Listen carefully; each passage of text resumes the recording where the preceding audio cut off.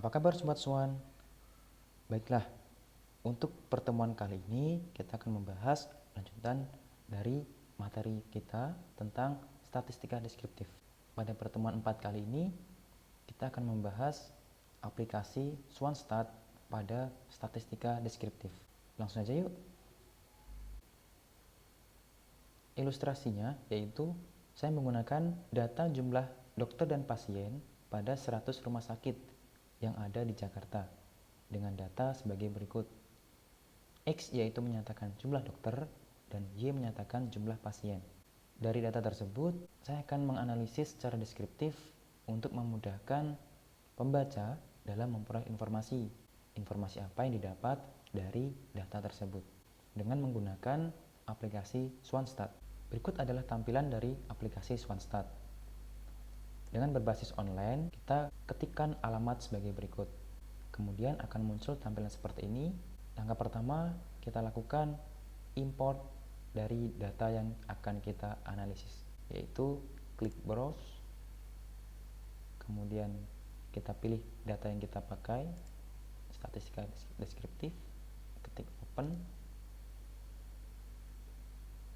Setelah proses upload komplit, maka kita select data aktif dengan pilih upload data.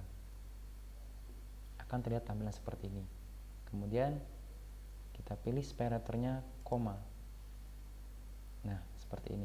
Selanjutnya kita lakukan analisis statistika deskriptif, yaitu kita pilih basic statistik dengan summary. Kemudian kita pilih data yang akan kita analisis deskriptif, yaitu misalkan jumlah dokter dan jumlah pasien. Dalam hal ini data harus data berbentuk angka atau data kuantitatif. Kemudian kita pastikan summary sudah terchecklist, kemudian kita run. Untuk hasilnya kita pilih output. Nah, didapat hasil seperti ini. Kita bisa tahu n observasi atau banyaknya observasi, ada 100 observasi untuk jumlah dokter dan 100 observasi untuk jumlah pasien. Kita bisa tahu nilai minimumnya dan nilai maksimumnya untuk masing-masing variabel. Ada ukuran pemusatan yaitu mean, median yang tertampil di sini. Kemudian ada ukuran keragaman yaitu variance. Ternyata dari hasil ini jumlah pasien memiliki varians lebih besar atau cenderung beragam daripada jumlah dokter. Selanjutnya kita bisa melihat grafik tampilan dengan milih graphs. Kemudian kita pilih pie chart. Selanjutnya select variable, kita pilih variabel yang akan kita tampilkan. Misalkan analis selanjutnya kita bisa melihat visualisasi berupa grafik. Kita pilih di sini ada beberapa menu. Yang pertama kita pilih dulu pie chart. Kemudian kita pakai di sini rumah sakit dan puskesmas sebagai data kita. Kita inputkan judulnya. Misalkan pie chart. Kemudian di sini ada tipenya standar atau donat. Kemudian apa yang mau ditunjukkan, teks atau persen. Kita run. Tampilan pie chart sebagai berikut. Kita bisa tahu bahwa puskesmas memiliki persentase sebesar 28% dari total keseluruhan antara puskesmas dan rumah sakit. Sedangkan rumah sakit terdapat sekitar 72%. Dalam hal ini, jumlah rumah sakit di Jakarta lebih banyak daripada jumlah puskesmas. Kemudian kita bisa melihat tampilan menggunakan tipe chart donat. Kita run. Tampilannya seperti ini.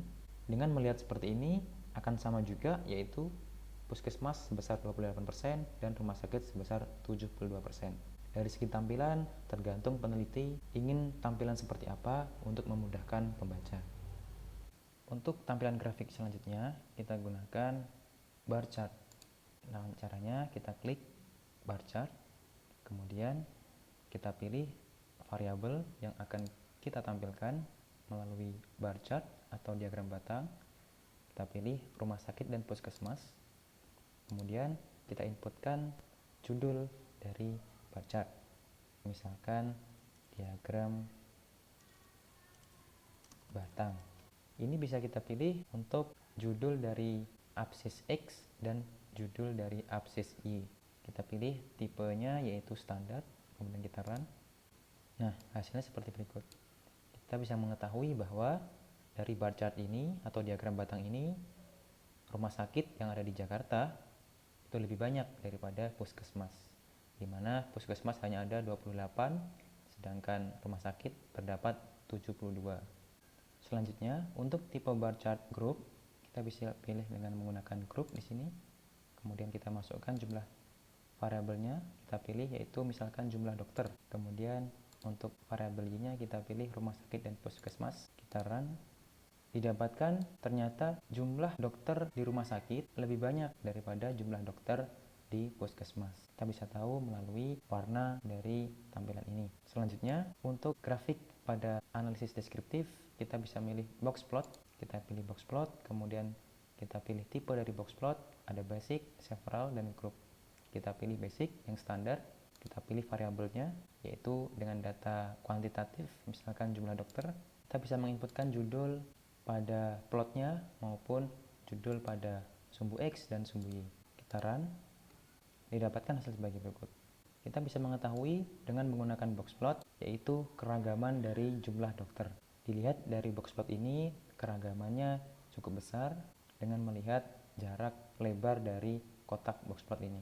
Semakin besar kotak ini lebarnya, maka ragam dari datanya semakin besar. Tampilan grafik selanjutnya yaitu scatter plot. Kita klik scatter plot, kemudian kita pilih tipe dari scatter plotnya, bisa simple, kemudian kita pilih variabel X-nya, misalkan jumlah dokter, dan variabel Y-nya, misalkan jumlah pasien. Kemudian kita bisa menginputkan judul, kemudian judul pada sumbu X dan judul pada sumbu Y. Dan misalkan di sini adalah scatter plot, kemudian kita pilih selanjutnya inputnya adalah sumbu X, dan ini adalah sumbu Y. Maka kita bisa mengerankan, kita bisa melihat tampilan scatter plot berikut. Cenderung tampilan pada scatter plot dari jumlah pasien dan jumlah dokter cenderung acak.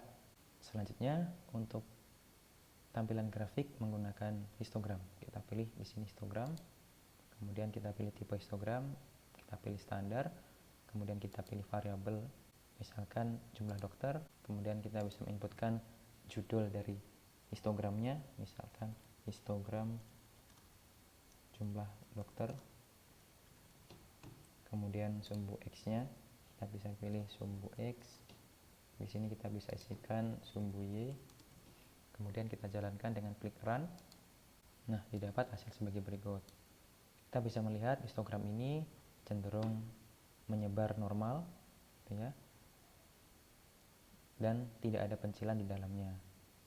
Kemudian kita bisa klik show density histogram untuk melihat sebaran dari histogramnya. Kita run. Dari hasil ini kita bisa melihat sebaran dari histogram. Secara sekilas dia hampir menyebar normal. Kemudian kita bisa melihat lagi bahwa histogram ini tidak mengandung pencilan, karena terlihat bahwa batang dari histogram ini tidak ada yang terpisah dari masing-masing batangnya. Baiklah, sekian untuk materi tentang statistika deskriptif. Semoga Sobat Swan dapat memahami materi yang kami jelaskan. Sampai jumpa.